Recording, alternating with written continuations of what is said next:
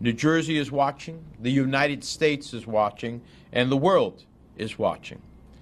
I fear that the blatant harassment of Mr. Sowore and activists and journalists whose only crime appears to be exercising his right to free expression is becoming symptomatic of increasingly closing political and civic space in Nigeria.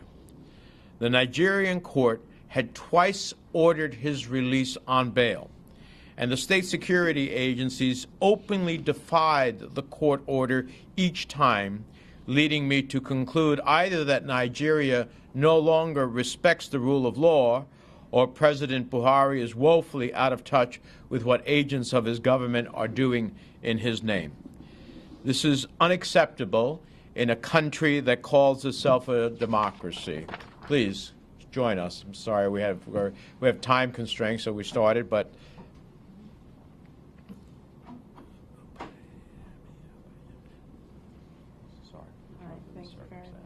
this is Mrs. Opayemi Sowore.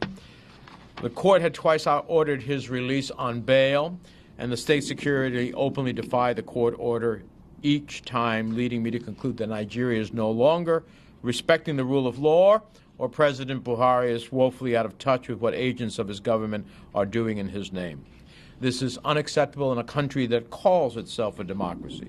Freedom of the press is a fundamental pillar of democracy and an indispensable check on government overreach. Journalists who risk their lives to expose the truth should be celebrated, not incarcerated.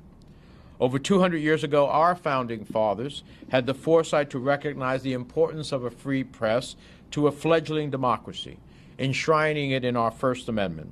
Today, that importance cannot be overstated. It is unacceptable to treat the husband and father of a U.S. citizen with such blatant cruelty. So we stand here with a family who is devastated by the uncertainty that these actions have caused. Today, my office contacted our ambassador in Nigeria in an effort to obtain answers about what actions the United States is taking on the Sowore family's behalf. In the next several days, I'll continue to engage with the State Department in Washington to ascertain the impact that the rearrest of Mr. Sowore and the detention of other activists and journalists will have on our relationship with Nigeria.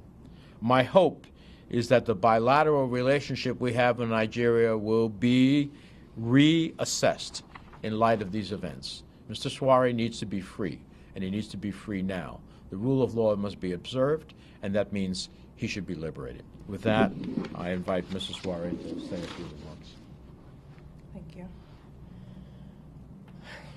After over 125 days of my husband being in detention illegally, he was finally set free yesterday. He got to speak to myself and the children. For the first time, they got to see his eyes when they spoke to him, when we FaceTimed with him. I haven't told them yet that he was rearrested.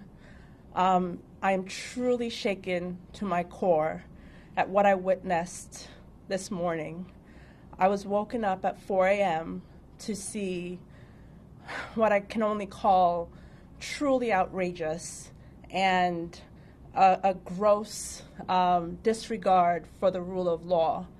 My husband was strangled and forcefully removed from the courtroom. The judge had to run and hide for her own safety. How do I tell my children who, after 125 days, have for the very first time spoken to their dad and seen his face, that he is again in detention, and he may not be coming home for Christmas. How do they understand this? And where do they go from here? How do they understand this? My 10-year-old has on his Christmas list, one of the things he wants is for his dad to be home for Christmas. Christmas is only a few days away. What do I tell him when I leave here and get home?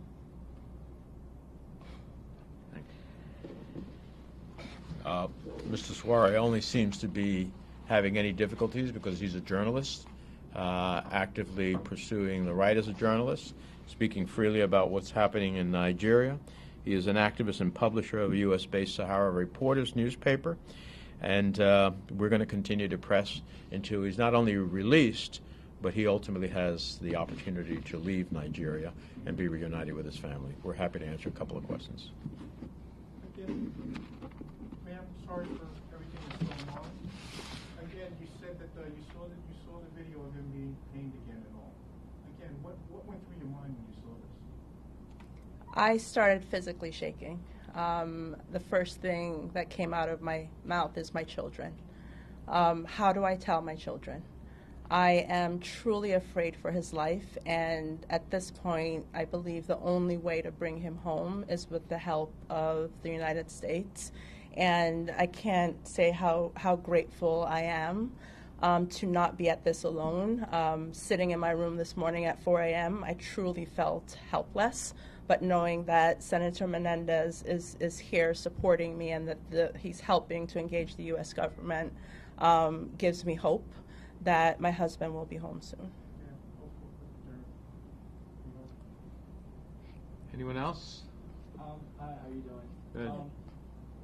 I just a question maybe first for you, Ms. Sowore. Can you just walk me through a little bit of how did you find out about what had happened in the courtroom and was from different sources? Just talk a little bit about that, what you first heard about, and then go from there. Sure. At 4 in the morning, a really dear friend of mine called. She didn't want me to wake up to the news. And like I said, when she told me about what happened, I started physically shaking and thinking about my children. I was briefed by my husband's cousin, who was present in the courtroom, as well as some of his friends, as to what was happening. I think what scares me the most about what happened is what I've heard is in the history of Nigeria, I don't think that the DSS has gone into a courtroom armed with weapons, masked, and put not only the life of my husband at risk, but the life of many lawyers, as well as the judge who also works for the government. So it is a show of lawlessness, a show that the rule of law is not being followed here and not being respected. And not only did his lawyer speak out against what was happening, the judge also spoke out against what was happening in the courtroom today. And like I said, I truly am afraid for his life. The judge actually commented while the arrest or after the arrest took place? At the very beginning, the judge did comment on what was happening and spoke about this is not the place or time. And again, she gave them 24 hours to the point that Senator Menendez made a second ago. They have detained him for over 125 days on two separate occasions, once on September 24th and then on October 4th. Judges have ordered his release, and the Nigerian government has ignored those and has been in clear violation of the orders for him to be released. So after giving them 24 hours, they let him out for 12 hours and then rearrest him when the court was adjourned to February. That's scary. That's really scary that they would do that with guns and masks and choke him and physically hurt him right there with cameras going and people watching in front of a judge. It just, again, shakes me to my core. Anyone else? Sorry, both of you. Could you talk about, did you find out what charges they slapped on him? New ones? Are they still They still haven't said anything? Well, my understanding is not a question of new charges, a question that the state security came in and intervened in a judicial process which had liberated him and physically, through a chokehold, dragged him off. This is in violation not only of the rule of law and of the dictates of the court, it's in violation of the basic elements of human rights that we seek to observe globally, that are part of the Universal Declaration of Human Rights that Nigeria, I believe, is a signatory to. And so the government has to intercede here and get control of its security forces. It has to ultimately make sure that the dictates of the courts are observed. And if not, then there is lawlessness. So this is on, from my perspective, it's on the government of Nigeria and its president to make sure that, in fact, the law is observed. He was released by court orders. He should be released. He should be out of harm's way. And we are watching. We will continue to press. And the consequences of anything happening to Mr. Sowore will be far beyond any harm that comes to him. There will be consequences in our relationship with Nigeria. Thank you all very much. Appreciate it.